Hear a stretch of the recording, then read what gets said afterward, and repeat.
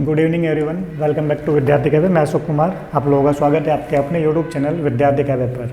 आज हम लोग पढ़ेंगे कक्षा 7वीं का जो पाठ है समवायोही दुर्जय।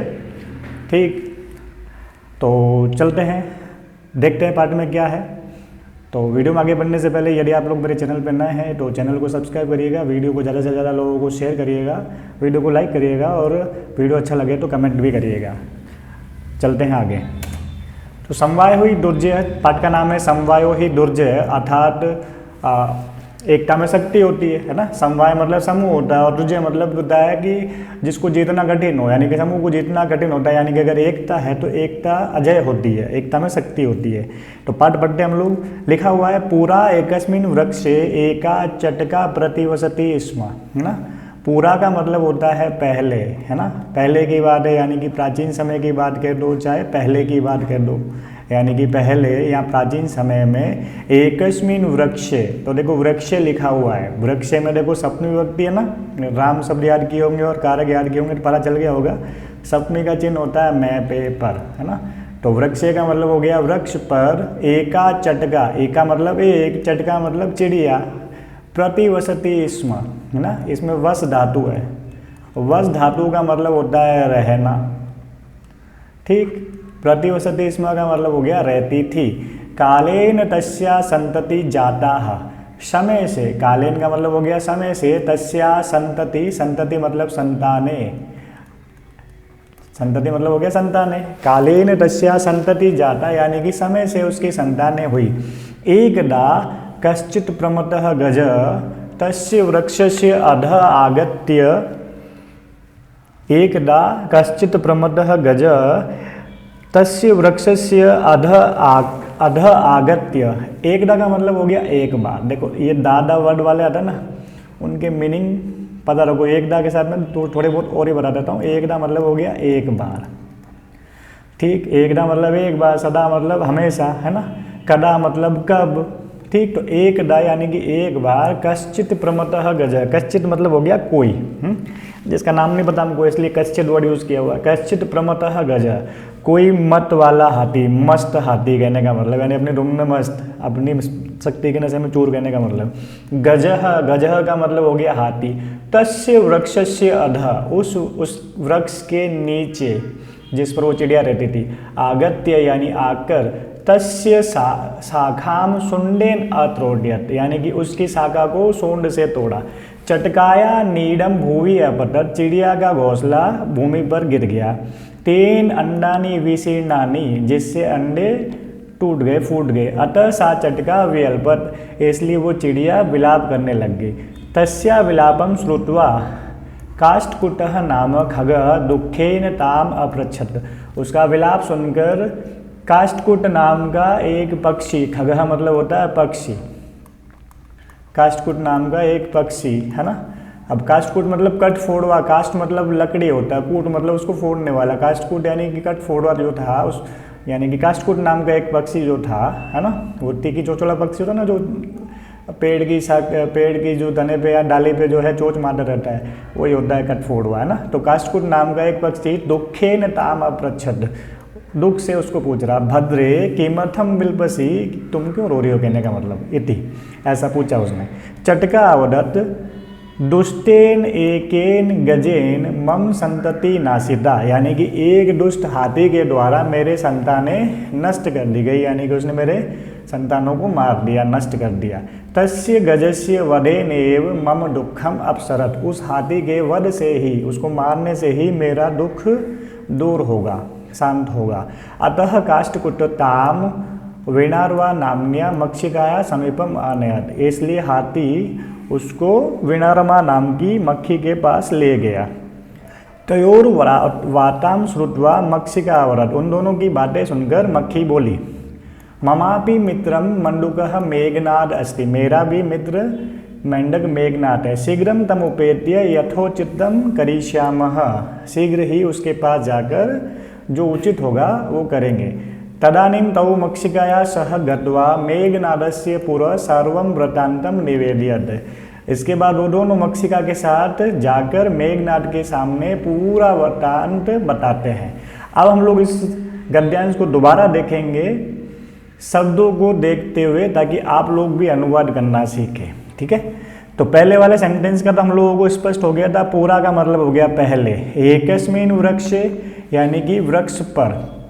आप लोग ध्यान रखना, संख्यावाची जो है इनके भी विभक्ति वचन होते हैं, है ना।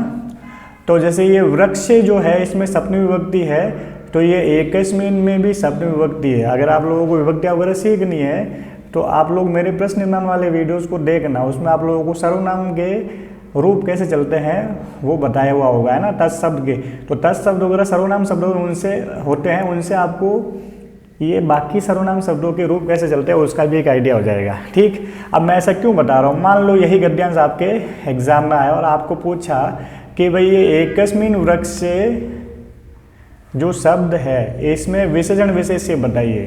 ठीक, तो आपको पता है विशेष्य जो है हमेशा कोई संज्ञा होती है, विशेष्य कोई संज्ञा होती है हमेशा। ठीक है, तो ये वृक्ष जो है संज्ञा है। ठीक, तो ये वृक्ष जो है विशेष्य हो गया और आपका एकस्मिन जो है विशेषण हो गया। अच्छा, विशेषण विशेष्य जब ढूंढते हैं हम लोग, जब छांटते हैं, तो हमको ध्यान क्या रखना चाहिए, विशेषण और विशेष्य में विभक्ति और वचन सेम होते हैं। इसलिए मैं आपको एक पॉइंट आउट कर रहा था कि एकस्मिन में सप्तमी विभक्ति है। तो आप देखो कि विशेष्य यानी वृक्ष में सप्तमी विभक्ति का एक वचन है, तो ये एकस्मिन में भी सप्तमी विभक्ति का एक वचन है। ठीक है, तो विशेषण विशेष्य में विभक्ति और वचन सेम होता है। ठीक है, तो ये संख्यावाची सर्व, संख्यावाचक विशेषण पढ़े ना हम लोगों ने, आप लोगों ने हिंदी वगैरह पढ़े हैं, तो संख्यावाचक विशेषण ही है ये, तो विभक्ति वचन सेम होंगे विशेषण में। आगे देखो लिखा हुआ एका चटका। अब देखो इसमें भी मैं अगर आपको पूछूं कि एका चटका में विशेषण विशेष्य कौन सा है, तो एका विशेषण है और चटका विशेष्य है। क्लियर हो गई बात। अब देखो आप लोगों ने संख्यावाची सीखी होगी, अब तक तो सीख ली होगी, तो आप लोगों को पता होगा ना संख्यावाची में 1 से 4 तक पुल्लिंग स्त्रीलिंग नपुंसक लिंग में होते हैं, एकह एका एकम। ठीक है, तो एकह पुल्लिंग में होता है, एका स्त्रीलिंग में होता है, एकम नपुंसक लिंग में होता है। तो अब ये चटका यानी चिड़िया स्त्रीलिंग शब्द है, इसलिए यहाँ एका आया हुआ है। तो आपका विशेषण विशेष्य जब भी देखो उसमें विभक्ति वचन और लिंगों का ध्यान रखेंगे, है ना। विभक्ति वचन और लिंग दोनों में सेम रहेंगे। ठीक, अब सेंटेंस पढ़ते हैं वापिस। पूरा एकस्मिन वृक्ष से एका चटका प्रतिवसति स्म, सप्तमी विभक्ति का चिन्ह होता है मैं पेपर। पहले एक वृक्ष पर एक चिड़िया रहती थी। अच्छा, अब यहाँ पॉइंट करते हैं, देखो प्रतिवसति में लट लकार है, कौन सा लकार है, लट लकार। और आप लोगों को पता है लट लकार का मतलब होता है वर्तमान काल, लेकिन हमने इसका अनुवाद किया कि भाई एक चिड़िया रहती थी। अब थी क्यों बोला, अब ध्यान रखना, जबकि लट लकार है रहती है बोलना चाहिए ना, तो थी क्यों बोल रहे हैं हम लोग। ध्यान रखोगे वर्तमान काल की क्रियाओं के साथ अगर इसमा लगा हुआ आ जाए तो वो सेंटेंस भूतकाल बन जाता है, आप उसका जो है अनुवाद पास्ट टेंस में करेंगे। इसलिए मैंने बोला है कि एक चिड़िया रहती थी। ठीक, चलते आगे। कालेन, कालेन में देखो तृतीय विभक्ति है और तृतीय का चिन्ह क्या होता है, कर्ता ने कर्म को करण से, है ना। तो काल यानी समय, तो समय से, समय से मतलब समय बीतने पर, है ना। तस्याह संतति जाता, तस्याह में षष्ठी विभक्ति है, ये षष्ठी का एक वचन यानी कि उसके। ठीक, इसके लिए वो प्रश्न निर्माण वाला वीडियो देखना, क्लियर हो जाएगा। ये संतति यानी संताने, जाता हुई। एकदा, एकदा मतलब एक बार। कश्चित प्रमतः गजः, है ना, एक मस्त हाथी, मत वाले हाथी ने। अब वापिस वही सवाल मेरा कि प्रमतः गजः में विशेषण कौन सा है और विशेष्य कौन सा है। ठीक, तो देख लो, प्रमतः विशेषण है और गजः विशेष्य है, तो पुल्लिंग है और एक वचन है, ये भी पुल्लिंग में एक वचन में प्रयोग किया हुआ है। ठीक, तो एक मस्त हाथी ने तस्य, एक मस्त हाथी तस्य वृक्षस्य अधः, उस वृक्ष के नीचे। अधः का मतलब होता है नीचे, अधः का मतलब होता है नीचे। ठीक, इसका विलोम होता है ऊपरी, ऊपरी का मतलब होता है ऊपर। संस्कृत में ऊपरी बोलते हैं, हिंदी में ऊपर बोलते हैं। ठीक, तो अधः मतलब हो गया नीचे, इसका विलोम हो गया ऊपरी, ऊपरी का मतलब ऊपर। अब आपको एक चीज़ और पॉइंट करवा देता हूँ मैं कि यदि किसी वाक्य में ऊपरी या फिर अधः शब्द का प्रयोग हो रखा हो तो समझ लेना वाक्य में कहीं ना कहीं षष्ठी विभक्ति का प्रयोग हो रखा होगा। ठीक है, षष्ठी विभक्ति का प्रयोग। तो आपको ध्यान क्या रखना है कि ऊपरी और अधः के योग में षष्ठी विभक्ति का प्रयोग होता है। अच्छा, बात ये आती है कि षष्ठी विभक्ति का प्रयोग एक सेंटेंस जो है बहुत सारे शब्दों से मिलकर बनता है, तो हम लोग षष्ठी विभक्ति किस में लगाएंगे? ध्यान रखना, अधः का मतलब होता है नीचे और ऊपरी का मतलब होता है ऊपर। जिसके नीचे होने की बात करें उस शब्द में षष्ठी विभक्ति लगेगी। ऊपरी का मतलब होता है ऊपर, जिसके ऊपर होने की बात करें उस शब्द में लगेगी षष्ठी विभक्ति। क्लियर? तो यहाँ देखो वृक्ष के नीचे, किसके नीचे होने की बात की? वृक्ष के, इसलिए देखो वृक्षस्य में षष्ठी विभक्ति लगी हुई है। ठीक, तो एकदा कश्चित प्रमतः गज तस्य वृक्षस्य द, एक मत वाला हाथी उस वृक्ष के नीचे। समझ गए? अब आपको क्लियर हो गया। आप सवाल पूछ लेते, मान लो वृक्षस्य में विभक्ति कौन सी है, तो आप बता सकते हैं एकदम क्लियरली कि भाई वृक्षस्य में षष्ठी विभक्ति क्यों आ रखी है? क्योंकि यहाँ अधः का प्रयोग हो रखा है और अधः शब्द के योग में षष्ठी विभक्ति का प्रयोग होता है। उस वृक्ष के नीचे, आगत्य, आकर। अच्छा, आगत्य में ध्यान दो, आगत्य में प्रत्यय कौन सा है? ल्यप प्रत्यय होता है। ठीक, पता कैसे चला? अंत में यह शेष है। दो प्रत्यय होते हैं, एक होता है कत्वा प्रत्यय और एक होता है ल्यप प्रत्यय। ठीक है, प्रत्यय कौन से होते हैं? वही जो किसी शब्द के पीछे जुड़ के उसके अर्थ में परिवर्तन करे, है ना। तो जहाँ पे भी कत्वा प्रत्यय जुड़ेगा तो उस शब्द के अंत में त्वा दिखाई देगा, और जहाँ पे भी लेप प्रत्यय जुड़ेगा शब्द के अंत में यह दिखाई देगा, और जो पूरा शब्द होगा उसमें कहीं ना कहीं आगे उपसर्ग भी जुड़ा हुआ होगा। ठीक है, तो अब यहाँ देखो, यहाँ पे लास्ट में यह आया हुआ है और आगे आ उपसर्ग है, तो आ उपसर्ग है इसमें, है ना। अगर प्रकृति प्रत्यय करें, आ उपसर्ग गम धातु प्लस ल्यप प्रत्यय है ये। ठीक है, तो ध्यान देंगे यहाँ पे लेप प्रत्यय कैसे पता चला? क्योंकि लास्ट में यह आया हुआ है। ठीक, और लेप प्रत्यय और कत्वा प्रत्यय दोनों का प्रयोग कर या कर के अर्थ में होता है, कर या कर के अर्थ में होता है। ठीक है, तो गम धातु का मतलब होता है जाना, आगे आ लग जाता है तो होता है आना, और पीछे लेप प्रत्यय जुड़ गया तो हो गया आकर। ठीक है, अब थोड़ी इंक क्लियर कर लेते हैं। आप लोग छोटी छोटी चीज़ें ये नोट करते रहना, आप लोगों के लिए बहुत काम की है। चलते हैं आगे। अब वापस देखते हैं, सेंटेंस को थोड़ा स्पष्ट समझते हैं क्योंकि आगे बहुत कुछ समझना है, इसलिए मैंने इंक क्लियर कर ली है। तो वृक्ष के नीचे आके, एक मत वाला हाथी उस वृक्ष के नीचे आके, तस्य शाखाम, है ना, तस्य यानी उसकी, शाखाम। देखो, अगर लास्ट शब्द के अंत में म हलंत हो, मूल शब्द के अंत में, है ना, मूल शब्द के अंत में म हलंत हो या फिर लास्ट वाले शब्द के ऊपर अनुस्वार लगा हुआ तो जनरली वो द्वितीय विभक्ति का एक वचन होता है। ठीक है, अब जैसे मान लो ये शाखाम लिखा हुआ है, ठीक है, अब शाखाम ऐसे भी लिखा हुआ आ सकता था, म हलंत था। ठीक है, तो लास्ट में म हलंत आ जाए, अनुस्वार को भी म ही पढ़ते, ये देखो बिंदी आ रखी है। ठीक, तो ये द्वितीय विभक्ति का एक वचन होता है। ठीक है, कुछ बच्चे कंफ्यूज होते हैं ना, मैं बताता रहता हूँ ना, ये शॉर्ट थोड़ा सा बताने समझाने की कोशिश करते हैं कि भाई म हलंत हो तो द्वितीय विभक्ति का एक वचन होता है, तो फिर वो क्या करते हैं, इसको भी बोलते हैं द्वितीय विभक्ति है। तो बेटा मैंने सिर्फ मूल शब्द के पीछे म लगाने के लिए बोला, तो मूल शब्द शाखा है यहाँ, तो शाखा के पीछे म हलंत हो तो द्वितीय विभक्ति। यहाँ तो शाखा नाम है, ये नाम आया हुआ है, तो नाम या नाम में तो षष्ठी विभक्ति होती है, षष्ठी का बहुवचन। तो मूल शब्द के पीछे अगर म आया हुआ हो या मूल शब्द के लास्ट वर्ण के ऊपर अनुस्वार लगा हुआ हो तो द्वितीय विभक्ति का एक वचन होता है, और द्वितीय का चिन्ह होता है को, कर्ता ने कर्म को। तो शाखाम का मतलब हो गया शाखा को। सुंडेन, देखो सुंड का मतलब तो पता ही आपको, और सुंडेन में तृतीय विभक्ति है, तो सुंडेन में तृतीय विभक्ति का चिन्ह क्या होता है? से, कर्ता ने कर्म को करण से, यानी सूंड से, है ना। आत्रोटयत, लंग लगा रहे, भूतकाल है ना, कहानी है, वैसे भी है, कहानियाँ पास्ट में होती है। आत्रोटयत, अब त्रोट धातु मतलब तोड़ना होता है, आत्रोटयत यानी तोड़ा, है ना, तो सूंड से तोड़ा। चटकाया नीडम, अब देखो ध्यान दो, पीछे या आता है तो पंचमी या षष्ठी होती है। ठीक, अब पंचमी और षष्ठी में से एक विभक्ति है, आप चिन्ह लगा के देख लो कि पंचमी से सही अनुवाद हो रहा है कि षष्ठी से, तो आगे वाला शब्द है नीड, है ना, नीडम यानी घोंसला। तो पंचमी का चिन्ह होता है से और षष्ठी का होता है काके की, तो चिड़िया चटका या नीडम, तो चिड़िया से घोंसला होगा कि चिड़िया का घोंसला होगा? क्लियर हो गया कि चिड़िया का घोंसला। ठीक, तो चिड़िया का घोंसला भूवि अपतट, भूवि का मतलब होता है भूमि, भूवि अपतट मतलब हो गया भूमि पर, अपतट यानी गिरा, लंग लगा रहे, पद धातु मतलब गिरना होता है, अपतट यानी गिरा, है ना। तेन अंडानी विशीर्णानी, जिससे अंडे फूट गए, है ना। अथ सा चटका व्यल्पत, इसलिए वो चिड़िया विलाप करने लग गई, रोने लग गई। तस्या विलापम श्रुत्वा, उसका विलाप सुनकर, देखो श्रुत्वा आया हुआ है, अब सवाल मेरा वही है, अभी मैंने एक्सप्लेन किया था अगत्य को, है ना, तो आपको समझ में आ गया होगा इस श्रुत्वा में प्रत्यय कौन सा है ना, लास्ट में त्वा आया हुआ है, मतलब कौन सा प्रत्यय हो गया, कत्वा प्रत्यय हो गया। और कत्वा प्रत्यय का प्रयोग किस अर्थ में होता है, कर या कर के अर्थ में होता है। छोटी छोटी चीज़ें हैं, साथ साथ में सीखनी है, नोट करते रहना इन चीज़ों को, ठीक है। तो तस्या विलापम श्रुत्वा, उसका विलाप सुनकर काष्ठकुटः, काष्ठकुट मतलब वही कटफोड़ हुआ है ना, काष्ठकुट नाम खग, काष्ठकुट नाम का पक्षी दुखेन ताम अपृच्छत, दुख से उसको पूछा, ठीक है। दुखेन में तृतीय व्यक्ति है, तृतीय का चिन्ह से होता है, दुख से, ताम यानी उसको, देखो द्वितीय व्यक्ति है ये, तो उसको अपृच्छत यानी पूछा। भद्रे किमर्थम विलपसी, किमर्थम का मतलब होता है क्यों या किस लिए, विलपसी यानी विलाप कर रही हो, इति, इति यानी ऐसा, ऐसा पूछा कहने का मतलब। चटका अवदत्त, अब देखो दो शब्द है इसमें, दीर्घ संधि हो रखी है ना, चटका प्लस अवदत्त,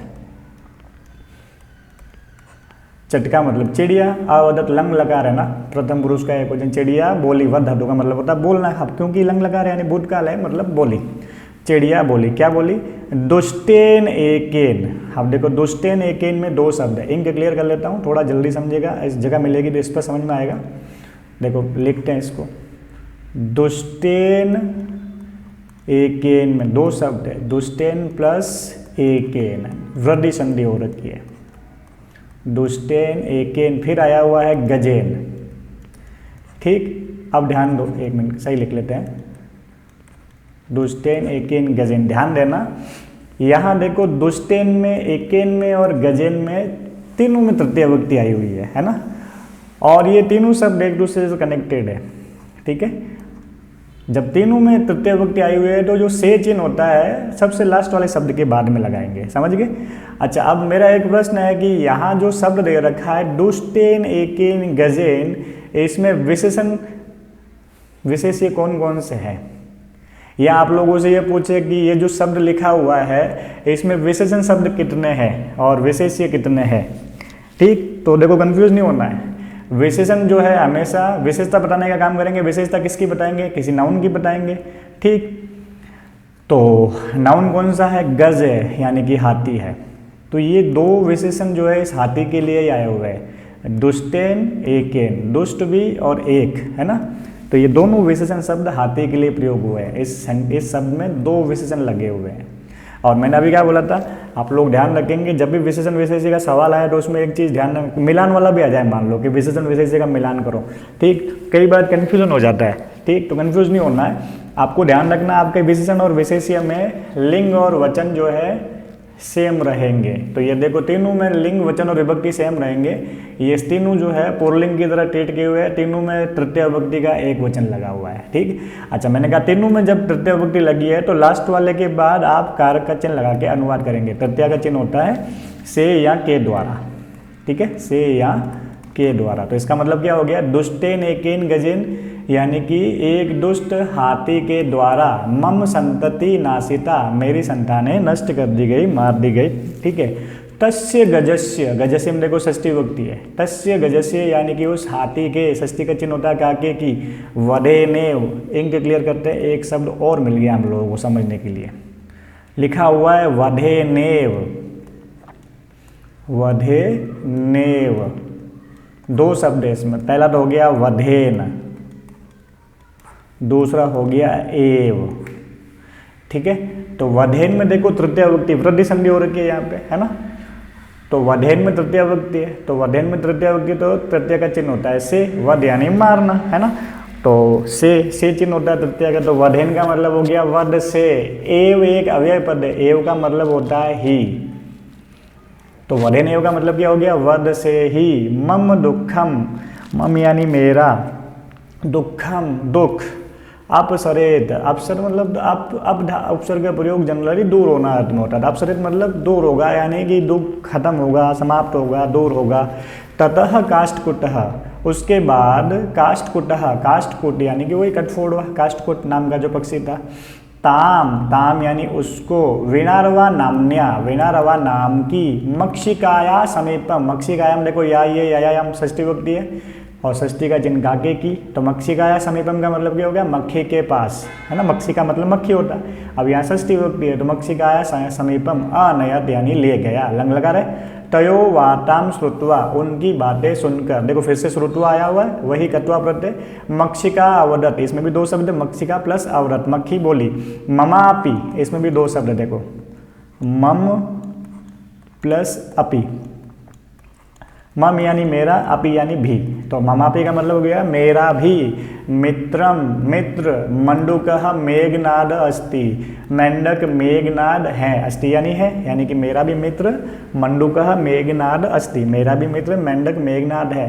शीघ्रम, जल्द ही, स्तम उपेत्य, उसके पास जाकर, यथोचितम, यथा प्लस उचितम यानी कि जो जैसा उचित है, करिष्यामः, देखो रिट लगा रहे, करिष्यामः मतलब करेंगे, है ना, उत्तम पुरुष का बहुवचन आया हुआ। अब ये तीनों जने जा रहे हैं ना एक साथ, यानी कि हम लोग जो है उस, हम दोनों जो है, हम लोग जो है उसके पास जाते हैं और जो उचित होगा वो करेगा। हम लोग बहुवचन क्यों हो गया, जैसे एक तो हो गया ये अपना काष्ठकूट, एक हो गई चिड़िया और एक हो गई वीणारवा नाम की जो मक्खी थी, तो ये तीनों बोलेंगे भाई हम लोग उसके पास जाते हैं मेंढक मेघनाद के पास में, फिर जो उचित होगा वो करेंगे। तदानीं तौ मक्षिकया सह गत्वा मेघनादस्य पुरः सर्वं वृत्तान्तं निवेदयत्। तदानीं यानी उसके बाद, तौ यानी कि वो दोनों, मक्षिकया सह मक्खी के साथ, गत्वा, देखो फिर से कौन सा प्रत्यय, कत्वा प्रत्यय, तो आया हुआ ना, तो मक्खी के साथ जाकर मेघनादस्य पुरः, मेघनादस्य में देखो षष्ठी विभक्ति है, षष्ठी का चिन्ह गागे की, मेघनाद के पुरः यानी कि सामने, ठीक, सम्मुख के दो, सामने के दो, मेघनाद के सामने, सर्वम वृत्तांतम निवेदित, सारा वृत्तांत बोल दिया, कहने का मतलब। अब यहाँ ध्यान दो, यहाँ देखो मक्षिकया लिखा हुआ है, तो मक्षिकया में तृतीय विभक्ति आया हुआ है। आपसे पूछ ले कि भाई मक्षिकया में कौन सी विभक्ति और क्यों है, तो ध्यान रखना मक्षिका में तृतीय विभक्ति है क्योंकि यहाँ सह आया हुआ है, सह का मतलब होता है के साथ, ठीक। एक चीज़ और नोट करने वाली होगी, तो आप ध्यान रखेंगे क्या, अगर कहीं वाक्य में सह साकम सार्धम समम आया हुआ हो, सह साकम सार्धम या समम आया हुआ हो, इन सभी का मतलब होता है के साथ, इन सभी का मतलब क्या होता है, के साथ, ठीक है। वाक्य में कहीं सह साकम सार्धम समम आया हुआ हो तो वहाँ पे वाक्य में तृतीय विभक्ति का प्रयोग करेंगे। अच्छा, सवाल वही कि सर तृतीय विभक्ति लगाएंगे किस में, तो आप लोग ध्यान रखना जिसके साथ होने की बात कर रहे हैं उस शब्द में तृतीय विभक्ति आएगी। जैसे यहाँ लिखा हुआ है ना मक्खी के साथ, इसलिए मक्षिकया में तृतीय विभक्ति है, समझ गए। जैसे अगर सेंटेंस का अनुवाद करने बैठे कि राम लक्ष्मण के साथ वन में गए, तो इस सेंटेंस में तृतीय विभक्ति किस में लगेगी, राम में लगेगी कि लक्ष्मण में लगेगी, तो किसके साथ होने की बात कर रहे हैं, लक्ष्मण के साथ, तो लक्ष्मण में तृतीय विभक्ति लगेगी। क्लियर हो गई बात। तो छोटी छोटी चीज़ें हैं, आप लोग नोट करिएगा, ये चीज़ें बार बार काम आएगी आपके। चलते हैं आगे। ये जो हमने पढ़ा था पैराग्राफ, ये सारे उसके शब्दार्थ है, ठीक है। कुछ मैंने एडिशनल भी चीज़ें बताई है, तो आप लोग वो भी ध्यान रखिएगा, ये शब्दार्थ आप लोगों को लिखने हैं, ठीक है। चले आगे। ये इसका अनुवाद है जो हमने पढ़ा था अभी गद्यांश पूरा का पूरा उसका, ठीक है। तो आप लोग देख सकते हैं इसको आराम से, ओके। ये सारा गद्यांश हमने पढ़ा था ना अभी, ठीक है। अब एक बार देख लीजिएगा ताकि आपको गद्यांश एकदम क्लियर हो जाए। चलते हैं आगे, थोड़ा सा और बचा है, इसके बाद फटाफट करने की कोशिश करते हैं, ठीक। हम लोग नई नई चीज़ें सीख रहे हैं। मेघनाद अवदत, मेघनाद अवदत बद धातु का मतलब वो तो बोलना। मेघनाद बोला, क्या बोला, यथा अहम, ये देखो यहाँ पे दो शब्द है, यथा प्लस अहम, है ना। कई बार होता है ना, जैसे ऐसा सेंटेंस आ जाता है, लिखा हुआ था यहाँ यथाम कथयामी तथा कुरुतम। अगर आपको पूछे कि भाई सेंटेंस में कर्ता कौन है, अब आपको शब्द यथाम लिखा हुआ, फिर आप लोग देखते हैं कि यार इसमें तो कर्ता दिख नहीं रहा है, या फिर बच्चा लिखता है तो फिर क्या करता है, किसी कोई बच्चा पकड़ लेता है तो सीधा यही लिखता है। अब भाई आपको पता है, थोड़ा बहुत संधि पढ़ रहे हो हिंदी संस्कृत वगैरह में, तो यहाँ दो शब्द है, यथा प्लस अहम, ठीक है। यथा का मतलब होता है जैसे, यथा मतलब होता है जैसे, और तथा का मतलब होता है वैसे, ठीक है। तो यथा का ऑपोजिट होता है तथा, तथा का मतलब होता है वैसा या वैसे, ठीक है। तो यथा अहम यानी कि जैसा मैं, कथयामी कहता हूँ, तथा कुरुतम वैसा करो। आपको गद्यांश में से 2-3 सवाल देगा, एक सेंटेंस में से 2 सवाल पूछ रहे, देखो। पहला है कि सेंटेंस में कर्ता कौन है, तो आपको पता चल गया होगा, यथा अहम है तो अहम कर्ता हो गया आपका। ठीक है। अहम उत्तम पुरुष का एक वचन है। आप लोग देखो कथ्यामी में भी उत्तम पुरुष का एक वचन है। कर्ता क्रिया समान विभक्ति समान पुरुष के और समान वचन के होते हैं। फिर मान लो आपको एक सवाल पूछे कि इस गद्यांश में से तथा शब्द का ऑपोजिट क्या होगा, विलोम क्या होगा, यथा, या यथा का विलोम क्या होगा, तथा। समझ गए? तो वो कहता है कि जैसा मैं बोलता हूँ वैसा करो। मक्षिके यानी वो कहता है मक्षिके, मेघनाथ प्लानिंग बता रहा है ना। प्रथमम त्वम मध्याह्ने तस्य गजस्य कर्णे शब्दम कुरु। प्रथमम यानी सबसे पहले, त्वम यानी तुम, मध्याह्ने है ना दोपहर में, तस्य गजस्य, देखो गजस्य में षष्ठी विभक्ति है, षष्ठी का चिन्ह काकेगी, उस हाथी के, कर्णे, कर्णे में देखो सप्तमी विभक्ति, कर्ण का मतलब होता है कान और सप्तमी का चिन्ह होता है मैपे पर, करने का मतलब हो गया कान में, शब्दम गुरु, शब्दम गुरु मतलब शब्द करना यानी कि आवाज करना, शब्दम यानी आवाज करना, ठीक है। यहाँ शब्दम का मतलब क्या हो गया, आवाज करना। ये न जिससे सह नयने निमीलिय स्थास्यति, जिससे वो आंखें बंद करके खड़ा हो जाएगा, ठीक है। यानी कान में जोर से आवाज जाएगी ना तो वो आंखें बंद कर लेगा, ठीक है। तदा काष्ठकुटः चंचुआ तस्य नयने स्फोटिष्यति, तब, तदा मतलब तब, ठीक है। तदा मतलब तब, यदा मतलब जब, कदा मतलब कब, और एकदा मतलब एक बार भी बताया था। तदा काष्ठकुटः, तब काष्ठकुट यानी कटफोड़ा, देखो ये देखो ये कटफोड़ा का चित्र दिखाओ ना, ये देखो चोंच लगती है, तीखी होती है, ये माता रहता पेड़ के अंदर, समझ गए। तो ये फोड़ सकता है कहने का मतलब। तो तदा काष्ठकुटः चंचुआ यानी कि तब काष्ठकुट चोंच से तस्य नयने स्फोटिष्यति, चंचुआ में तृतीय विभक्ति है, तृतीय का चिन्ह होता है से, तस्य नयने स्फोटिष्यति, तो स्फोटिष्यति मतलब फोड़ देगा, है ना, फोड़ देगा या फोड़ देगा, या अपने आप एंड मिल जाएगा आपको, ठीक। एवं इस प्रकार, ठीक है, एवं का मतलब हो गया इस प्रकार। अब ध्यान देना ये एवं और एव अलग अलग होते हैं। एव का मतलब होता है ही और एवं का मतलब होता है इस प्रकार। इस प्रकार सह गजः अंधः भविष्यति, समझ गए होंगे तो सरल है। वह हाथी अंधा भविष्यति हो जाएगा। भू धातु का मतलब होता है होना, भू धातु का मतलब होता है होना, और यहाँ भविष्य काल है, वृट लकार है, भविष्य काल है तो होगा।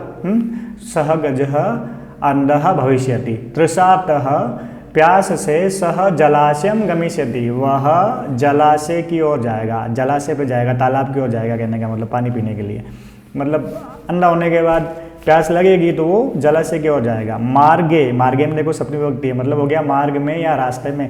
महान गर्तः, महान का मतलब यहाँ बड़ा है ना, महान गर्तः, गर्तः मतलब हो गया गड्ढा, गड्ढ मतलब क्या हो गया, गड्ढा। अस्ति, रास्ते में जो है बड़ा गड्ढा है, ठीक है। तस्य अंतिके, देखो ये शब्द थोड़ा आगे वाली स्लाइड में मिलेगा, तस्य मतलब उसमें, उसके, ओके, आगे देखेंगे इसको। तस्य यानी कि उसके, ये इसके शब्दार्थ है, आप लोग नोट कर लीजिएगा। चलते हैं आगे सीधा, ये इसका सल्लात हो गया, है ना, जहाँ हम लोगों ने देखा कि रास्ते में बहुत बड़ा गड्ढा है। तो इन्होंने योजना बनाई है कि जैसा मैं कहता हूँ वैसे करो। पहले तुम जो है मक्खी को बोल रहा है तुम दोपहर में हाथी के कान में जोर से आवाज़ करना, कहने का मतलब जिससे वो आंखें बंद करके खड़ा हो रहेगा। उसके बाद वो कटफोड़वा आएगा, उसकी दोनों आंखें फोड़ देगा। इस प्रकार हाथी अंधा हो जाएगा और प्यास से व्याकुल होकर जब वो तालाब की ओर जाएगा, रास्ते में बड़ा गड्ढा है, उससे क्या होगा वो आगे देखते हैं, ठीक, देखते हैं। तो तस्य वर्ड आया हुआ था ना, ये तस्य के आगे वाला है, ठीक है। तो तस्य अंतिके, अंतिके मतलब होता है पास में, ठीक है। तो तस्य अंतिके यानी कि उसके पास में। अहम यानी कि मैं, स्थास्यामि मैं रहूँगा, शब्दम च करिष्यामि और आवाज़ करूँगा, शब्द मतलब आवाज़, करिष्यामि मतलब करूँगा, लिट लकार है, मैं उसके पास रहूँगा और आवाज़ करूँगा, मतलब गड्ढे के पास छिपके बैठा रहूँगा और मैं आवाज़ करूँगा, ठीक है। मम शब्देन अनुसृत्य, मेरी आवाज़ को, है ना, मम शब्देन तम गर्तम जलाशयम मत्वा, मेरी आवाज़ से तम गर्तम, उस खड्डे को, उस गड्ढे को, गर्तम देखो द्वितीय विभक्ति अनुसार आया ना लास्ट वाले के ऊपर में, ठीक, और द्वितीय विभक्ति का चिन्ह होता है को, ठीक। तो गर्तम मतलब गड्ढे को, जलाशयम मत्वा, जलाशय मतवा यानी कि मान का, देखो मतवा में प्रत्यय कौन सा है, त्वा आया हुआ है, प्रत्यय कौन सा है, कत्वा प्रत्यय है ना। तो मान कर यहाँ करके अर्थ में होता है सह तस्मिन्नेव गर्ते, तस्मिन एव है ना, ये तस्मिन एव है, दो शब्द ही है, ये संधि हो रखी है यहाँ पे भी, ठीक है। तस्मिन प्लस एव, ध्यान रखना है। तो उसमें ही यानी कि उस गड्ढे में ही, गड्ढे में, गर्ते यानी कि गर्त में यानी गड्ढे में, तो उस गड्ढे में ही पतिष्यति, पद धातु का मतलब होता है गिरना, और यहाँ लिट लकार यानी कि भविष्य काल है, तो पतति यानी गिरता है, पतिष्यति यानी गिरेगा। मरिष्यति च, और मरेगा, च जिसके बाद में होता है, अनुवाद उससे पहले होता है। तो क्या कह रहा है ये कि मेरे शब्दों से तम गर्तम जलाशय, मतलब उस गड्ढे को जलाशय मानकर, सह तस्मिन्नेव गर्ते पतिष्यति मरिष्यति च, वह उस गड्ढे को, सॉरी तस्मिन्नेव गर्ते पतिष्यति, वह उस गड्ढे में ही गिरेगा, और मरिष्यति च, और मरेगा। ठीक है, समझ गए मेरी बात। चलते हैं आगे। अथ तथा कृते सह गजः, अथ तथा कृते सह गजः यानी कि उसके बाद तथा कृते यानी कि वैसा ही करके, सह गजः मध्याह्ने मंडूक से शब्दम अनुसृत्य, दोपहर में मंडूक से शब्द, मंडूक से में देखो षष्ठी विभक्ति है, और षष्ठी का चिन्ह क्या होता है, काके की होता है। तो मंडूक का मतलब होता है मेंढक, और मेंढक है तो षष्ठी विभक्ति का चिन्ह काके की है ना। शब्दम का मतलब यहाँ आवाज है, तो मंडूक से शब्दम का मतलब क्या हो गया, मेंढक की आवाज है ना। अनुसृत्य, मेंढक की आवाज का अनुसरण करके, अनुगमन करके है ना, उसके मतलब आवाज को फॉलो करते हुए। देखो अनुसृत्य में कौन सा प्रत्यय है, पीछे यह आया हुआ है, लेप प्रत्यय है, आगे अनुपसर्ग भी है। लेप प्रत्यय की कंडीशन क्या होगी, लास्ट में यह आएगा, और जो है आपका लास्ट में यह आएगा, और आगे कोई ना कोई उपसर्ग लगा हुआ। ठीक है, तो उसकी आवाज का अनुसरण करते हुए, महतः गर्तस्य, बड़े गड्ढे के, अंतः, अंतः यानी कि अंदर, भीतर है ना, अंतः यानी कि अंदर है ना, अंतः मतलब अंदर, ये सारे अवयव पद है। ठीक है, पतितः मृतः च, पतितः यानी गिर गया और मर गया। ठीक है, अब ध्यान देना यहाँ गर्तस्य में षष्ठी विभक्ति है, एक और नया शब्द आ गया, ध्यान रखना। अंतः का मतलब होता है अंदर, अंतः पीछे विसर्ग होता है, ध्यान रखना, बिना विसर्ग का नहीं। अंतः मतलब होता है अंदर, तो अंतः शब्द के योग में वाक्य में षष्ठी विभक्ति का प्रयोग किया जाता है। अंतः मतलब अंदर है ना, और षष्ठी विभक्ति किस में लगेगी, अंतः मतलब अंदर होता है, तो जिसके अंदर होने की बात करें, गड्ढे के अंदर, तो गड्ढे में षष्ठी विभक्ति लगी है। ठीक, और एक और नई चीज़ बता देता हूँ, अंतः मतलब अंदर होता है, इसका ऑपोजिट होता है बही। बही का मतलब होता है बाहर, बही का मतलब होता है बाहर, और बही के योग में पंचमी विभक्ति लगती है। ठीक है, तो आप लोगों को साथ साथ में ये उपपद विभक्तियाँ भी मैं बताते जा रहा हूँ, और ये शब्द आप लोगों को पाठ में कहीं ना कहीं मिलते ही है। ठीक है, तो अंतः का विलोम होता है बही। मान लो ये गद्यांश दे दो और आपको कहे बही का विलोम क्या होता है, तो आपको इनके मीनिंग बताओगे तभी तो बता पाओगे।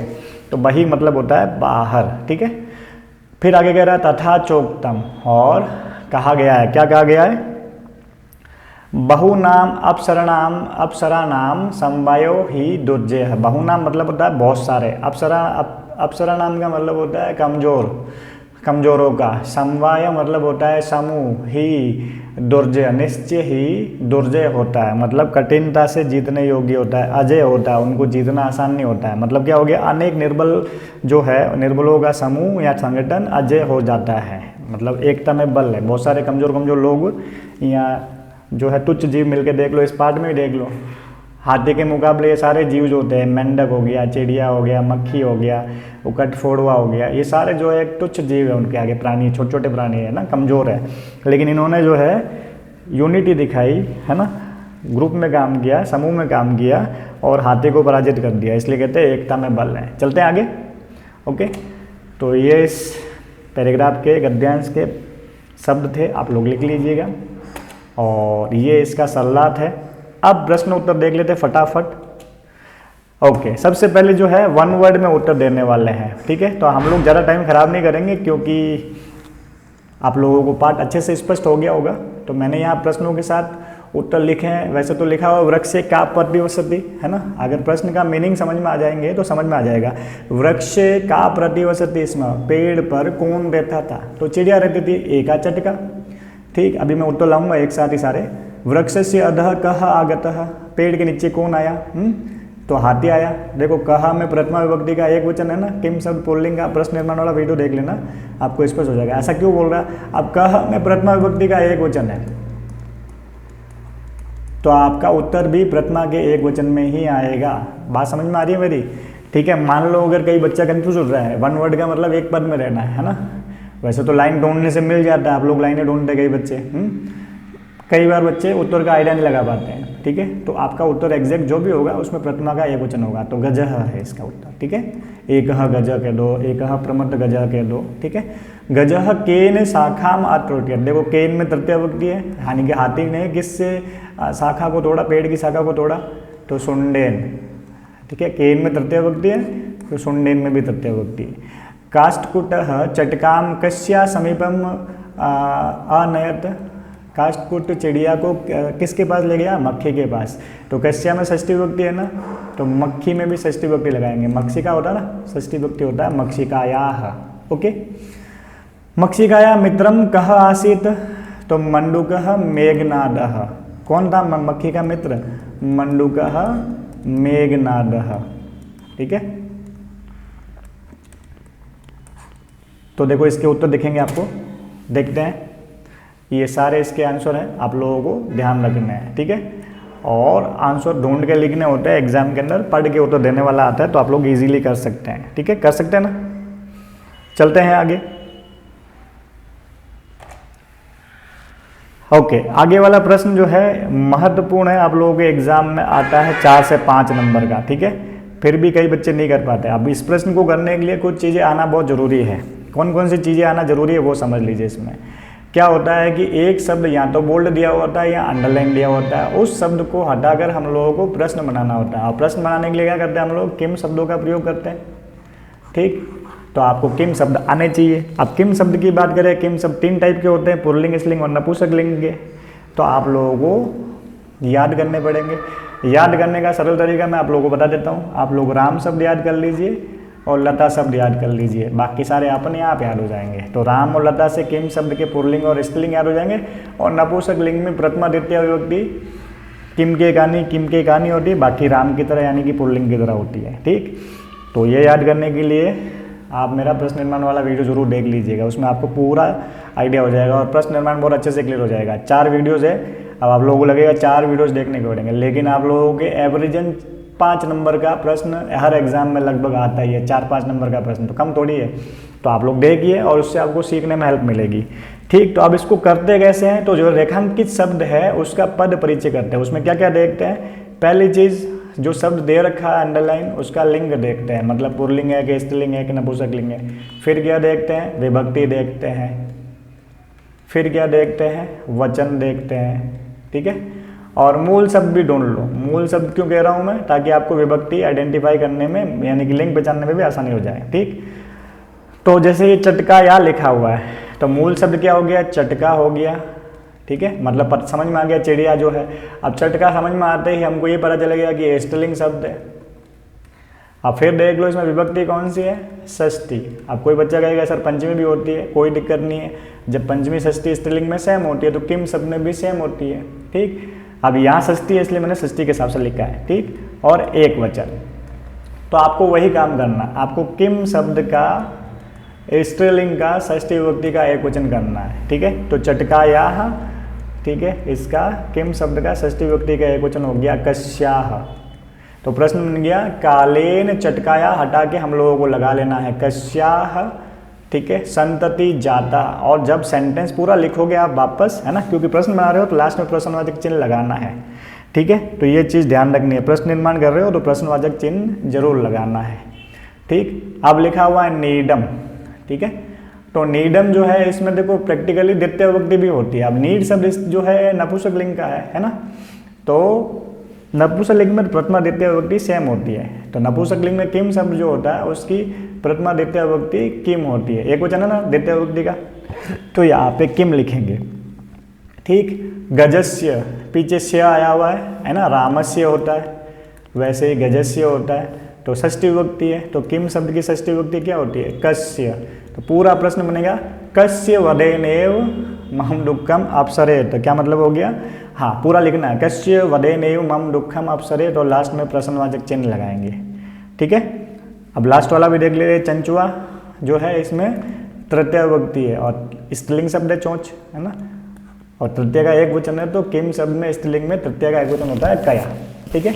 तो आपके सारे प्रश्न बन जाएंगे। और थोड़ा वो प्रश्न निर्माण वाला देख के आप लोग सीखिएगा। अब ये वाला जो सवाल है वो एग्ज़ाम में आता है कई बार। आप लोगों को शब्द दिए हुए, सेंटेंस दिए हुए और आपको सही क्रिया भरनी है। अब अगर कहानी आपने अच्छे से पढ़ी है, क्रिया मतलब काम, तो कौन सा काम किसने किया आप लोगों को पता है, ठीक है। तो काष्ठकुटः चंचुआ गजस्य नयने, नयन मतलब होता है आँख। अब काष्ठकुट का नाम देखने से ही पता चल गया होगा, है ना। कट फोड़वा, तो फोड़ने का काम ही करेगा, है ना। तो एक शब्द इसमें लिखा हुआ नहीं है, मैं लिख लेता हूँ, ठीक है। जो इसका मैन उत्तर था, स्पोर्ट शेसी, स्पोर्ट शेयर, सही लिख लेता हूँ, नीचे लिख लेते हैं, एक मीटिंग चेंज कर लेते हैं ताकि सही दिखे आपको। लाल के ऊपर लाल नहीं दिखेगी, ब्लैक ले लेते हैं हम लोग, ठीक है। तो शब्द देख लेते हैं, सही वाला शब्द है स्पोर्टी सहती, शब्द है स्पोर्टई,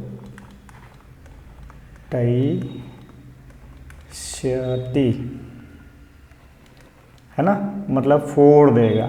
तो काष्ठकुटः चंचुआ गजस्य नयने स्फोट स्थिति, यानी कि काष्ठकुट यानी कट फोड़, उसका नाम स्पष्ट है, वो जो है हाथी की आंखें फोड़ देगा।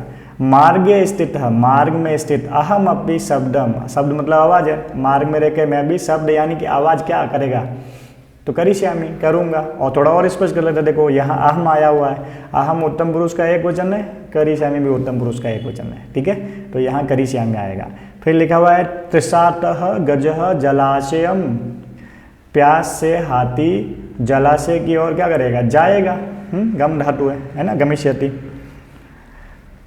गजः गड्ढे, और गड्ढे में, है ना, गड्ढे मतलब गड्ढे में, तो गड्ढे में क्या होगा, पतिष्यति, गिर जाएगा। काष्ठकुटः ताम मक्षिकाया समीपम अनयत, है ना। काष्ठकुट यानी कि हाथी उसको मक्खी के पास ले गया। मक्षिकाया है ना, मक्षिकाया हम लिख लिया गलती से, मक्षिकाया समीपम, ठीक है। तो ध्यान रखना ये अनयत यानी ले गया। गजः सुंडेन वृक्षस्य शाखा, ये वृक्षस्य काया लिखा ना, मिसप्रिंट हो गया, सॉरी। तो वृक्षस्य शाखाम तो त्रोटयति, है ना, शाखा तोड़ता है सूंड से, ठीक। ये इसके उत्तर हैं। जो शब्द नहीं लिखा था वो भी इसमें लिखा हुआ, एक बार वापस देख लो आप लोग, है ना। मैं इनको क्लियर कर लेता हूँ, ओके। देखो ये सारे उत्तर है इसके, ठीक है। चलते हैं आगे। पूर्ण वाक्य में उत्तर दे, तो इसके आंसर मैंने लिख रखे हैं, आप लोग करिएगा आराम से, क्योंकि पूरी लाइन में उत्तर देने वाले हैं। तो आप पढ़ेंगे, प्रश्न को समझ के उत्तर ढूंढेंगे, है ना।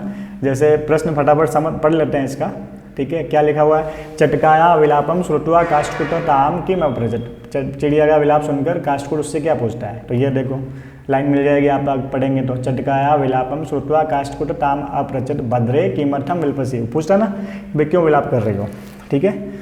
चटकाया काष्ठकुटस्य च वार्तां श्रुत्वा मक्षिका किम अवदत्, यानी कि चिड़िया की और काष्ठकुट की बात सुनकर मक्खी क्या बोली, तो वो बोलती है चटकाया काष्ठकुटस्य च वार्तां श्रुत्वा मक्षिका अवदत् ममापि मित्रं मंडूकः मेघनाद अस्ति शीघ्रं तम् उपेत्य यथोचितं करिष्यामः, यानी कि मेरा भी एक मित्र मेघनाद है, जल्दी से उसके पास जाते हैं और जो उचित होगा वो करेंगे।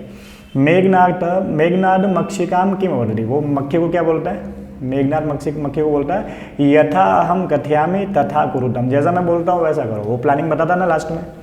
चटकाम काष्ठकुटः किम अवदत्, चिड़िया को काष्ठकुट क्या बोलता है, सॉरी, चटका काष्ठकुटम किम अवदत् है ना, मिसप्रिंट नहीं है यहाँ पे। चिड़िया काष्ठकुट को क्या बोलती है, वो बोलती है ना चटका काष्ठकुटम अवदत् दुष्टेन एकेन गजेन मम संतति नासिता तस्य गजस्य वधेनेव मम दुखम अपसरेत, यानी कि उसके वध से ही मेरा दुख दूर होगा। या अम्मा पूरा ध्यान रखना, ठीक है। ये थोड़ा मिसप्रिंट है, थोड़ा थोड़ा रह गया तो मैंने बता दिया आप लोगों को बीच बीच में, ठीक है, थोड़ा ध्यान रखना। चलते हैं आगे नेक्स्ट प्रश्न की ओर। आप देखो ये प्रश्न जो है बहुत ईजी होते हैं और बच्चे गलती करके आ जाते हैं इसमें भी। आपको एक एग्जाम्पल दे रखा है और ये देखो प्रथम पुरुष के रूप लिखना है, मतलब जो इसके दे रखे हैं उसी तरीके से इसके नीचे वालों के होंगे, ठीक है। यहाँ मध्यम पुरुष है तो नीचे वाले भी मध्यम पुरुष, यहाँ उत्तम पुरुष है तो नीचे वाले भी उत्तम पुरुष के, ठीक है। और ऊपर से एक एक दे रखा है आपको, जैसे पट का पटिशेति पटिशेत पटिशंति होता है, रिट लकार के रूप है।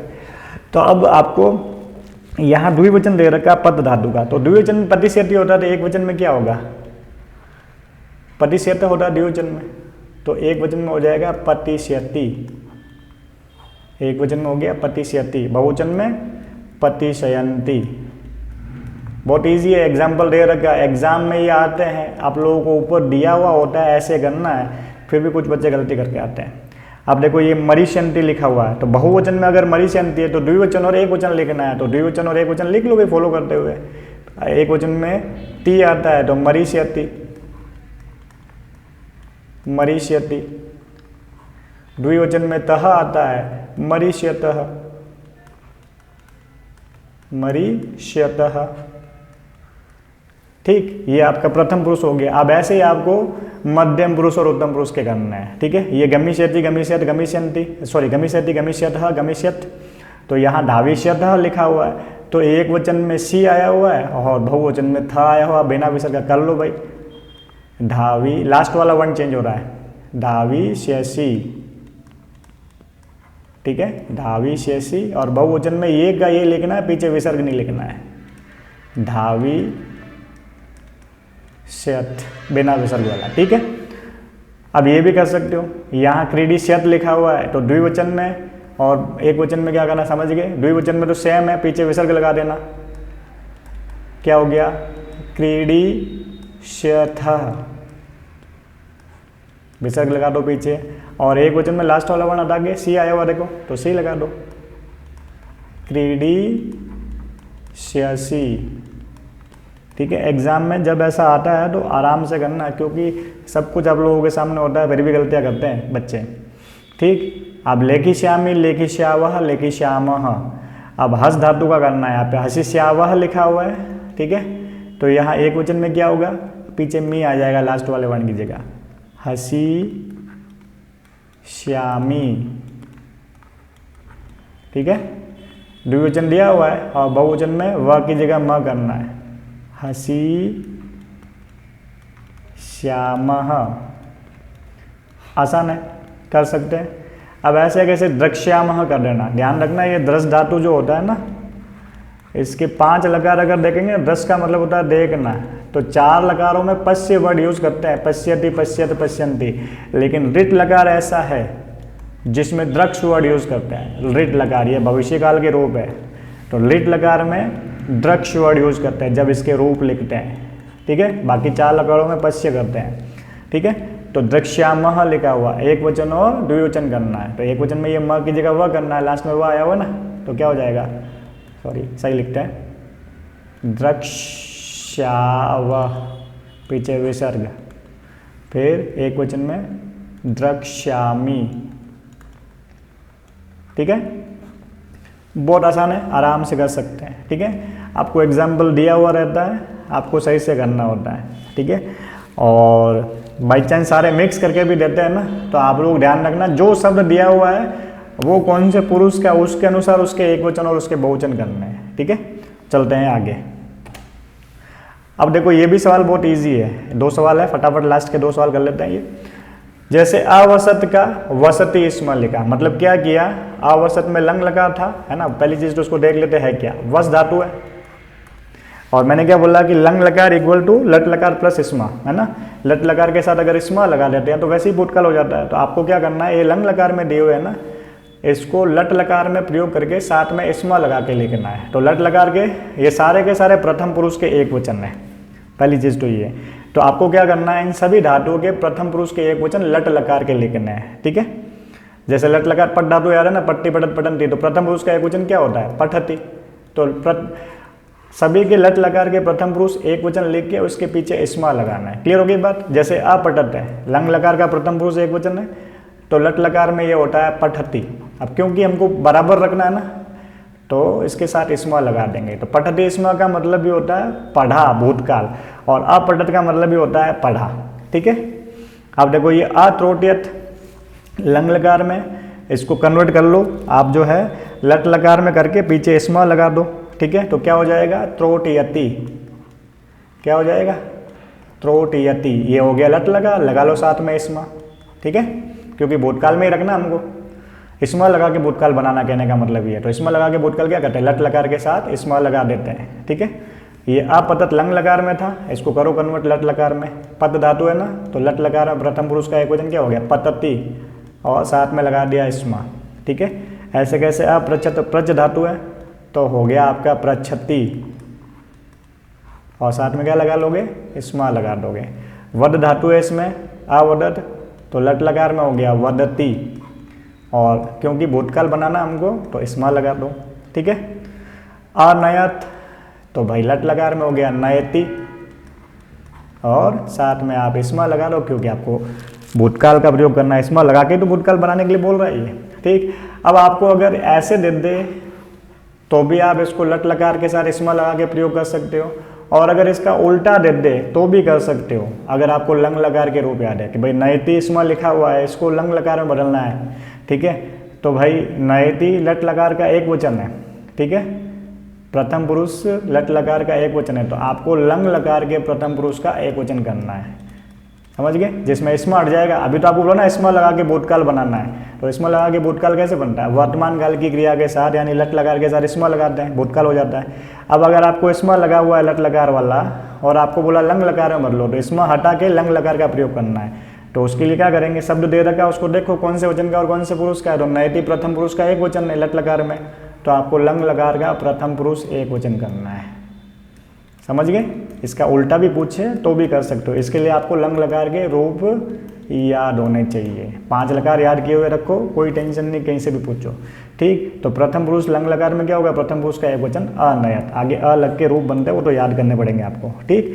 थोड़ा इंक क्लियर कर लेते हैं, आप लोग उत्तर नोट कर लीजिएगा, ठीक है। मैं क्योंकि नीचे वाला और समझाने वाला हूँ इसलिए इंक क्लियर कर रहा हूँ, ओके। अब लास्ट वाला कर लेते हैं, खाली जगह भरनी है। लिखा हुआ है बालिका मधुरम गायति। अब देखो मैंने आपको क्या बोला था, 1 से 4 तक की गिनती जो होती है पुल्लिंग स्त्रीलिंग नपुंसकलिंग में अलग अलग होती है। तो एकम भरेंगे, एका भरेंगे या एकह भरेंगे, ठीक। तो यहाँ देखो खाली जगह के बाद में जो शब्द आया हुआ है वो कौन सा है, बालिका। पुल्लिंग शब्द है कि स्त्रीलिंग शब्द है, स्त्रीलिंग शब्द है। तो स्त्रीलिंग में एक के लिए क्या लिखेंगे, एका, तो हो जाएगा एका बालिका। क्लियर होगी बात। तो थोड़ा प्रेजेंस ऑफ माइंड रखना। फिर देखो यहाँ लिखा हुआ है कृषकाः, है ना। अब कृषक मतलब किसान, अब किसान पुल्लिंग शब्द है। कृषकाः, कृषकाः कृषि कर्माणि कुर्वन्ति। फिर वो चीज़ लिखी चत्वारः चतस्रः चत्वारि। चत्वारः पुल्लिंग में होता है, चतस्रः स्त्रीलिंग में, चत्वारि नपुंसकलिंग में होता है। तो कृषकाः, रामः रामो रामा की तरह ही, कृषकः कृषकौ कृषिकाः, है ना, बहुवचन में है। अब 4 है तो ऑब्वियसली चीज़ बहुवचन ही होगा। तो अब चत्वारः आएगा कि चतस्र आएगा या चत्वारि आएगा। अब कृषक पुल्लिंग शब्द तो चत्वारः आएगा। क्या आएगा, चत्वारः।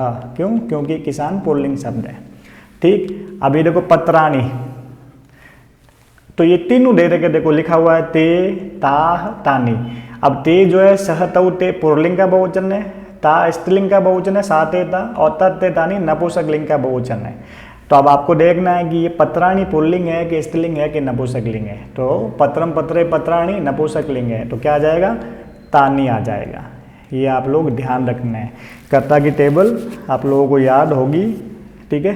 तो आप लोगों के लिए सवाल कोई बड़ी बात नहीं, इजीली कर सकते हैं। धेनवः दुग्धम। अब यहाँ देखना है आपको कौन सा आएगा इन तीनों में से, एक वचन, ठीक है, एक वचन आएगा कि बहुवचन आएगा। तो धेनवः, धेनु धेनु धेनवः बहुवचन है, तो यहाँ पे ददंती आ जाएगा, ठीक है। और लास्ट में देखो वयम। वयम जो है आपका उत्तम पुरुष का बहुवचन है ना। तो जब वयम उत्तम पुरुष का बहुवचन है तो आपके साथ इसकी जो क्रिया आएगी वो भी उत्तम पुरुष के बहुवचन की आएगी। तो आपको लंग लकार याद होंगे, नहीं याद है तो कर लो, बहुत ईजी है। जिसको याद है उसके लिए सवाल बहुत ईजी है। तो लंग लकार में उत्तम पुरुष का एक वचन होता है अपठम, है ना। द्विवचन जो होता है अपठाव होता है ना। ये तो होता ही नहीं है, ये होता है लेकिन प्रथम पुरुष के बहुवचन में होता है। तो अपठम होता है उत्तम पुरुष के एक वचन में, ये तो उत्तम पुरुष का है ही नहीं, हमको नहीं चाहिए। और उत्तम पुरुष का बहुवचन होता है अपठाम। तो उत्तम पुरुष का एक वचन होता है अपठम, द्विवचन होता है अपठाव और बहुवचन होता है अपठाम। अब हमको बहुवचन चाहिए क्योंकि वयम उत्तम पुरुष का बहुवचन है, तो आपका उत्तर हो गया अपठाम, ठीक है। आपका उत्तर क्या हो गया, अपठाम। तो अगर आपको लंग लकार याद है तो ये सवाल तो आप लोग बहुत इजीली कर सकते हैं, ठीक। तो आज के लिए बस इतना ही, हम जल्दी मिलेंगे हम लोग अपने एक नेक्स्ट चैप्टर के साथ में, ठीक है। तो पढ़िएगा अच्छे से इसको और पूरा वीडियो देख के अच्छे से समझ के करिएगा। कोई डाउट हो तो कमेंट करके बताइएगा। Okay bye.